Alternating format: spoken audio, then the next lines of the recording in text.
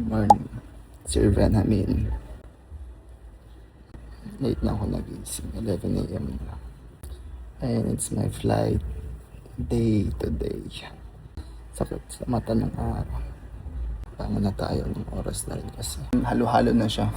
Na-excite ako, nalulungkot. Maaga pa, like 2 p.m. pa lang. Nang flight ko mamaya pang late night. So, 8 months, not a joke. Kami pwede mangyari sa 8 months. But yeah, that's life.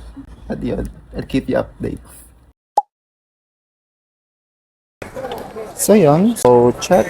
We're now at the airport. Mamaga pang mata dahil talaga malamang pag-iyak. So yun, ang haba ng pila. Okay lang naman kasi maaga pa naman. So still have a time. Yeah. Dito tayo sa loob, tapos tayo mag-immigration. Matapos ko lang kumain, na magkakape naman tayo. While waiting for Ate Nolly.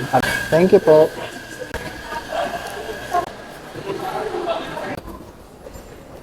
Goodbye Philippines again. See you next year.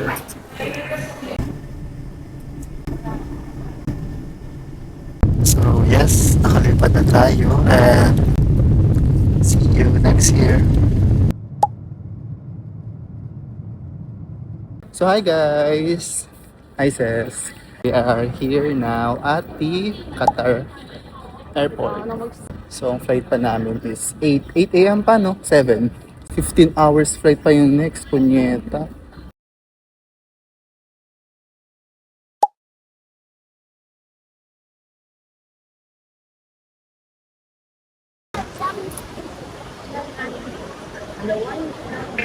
Parang last supper. Usually ito yung mga masasyal na Fendi, Dior, mga kainan.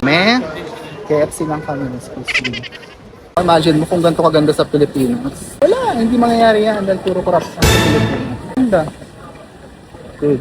Saan yung McDo? KFC ay hinahanap ng bibig ko.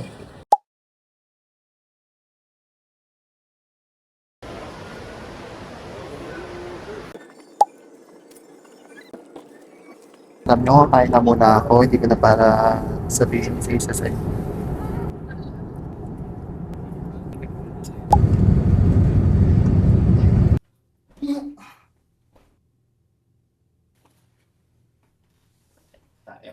So yun, nakarating ko lang. Na ako ngayon sa Miami.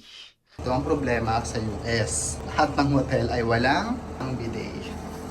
Para maghuhugas tayo nito. I'm about to sleep na rin dahil maaga tayo bukas. 6 a.m. And bukas ang totoong laban. Welcome back to me.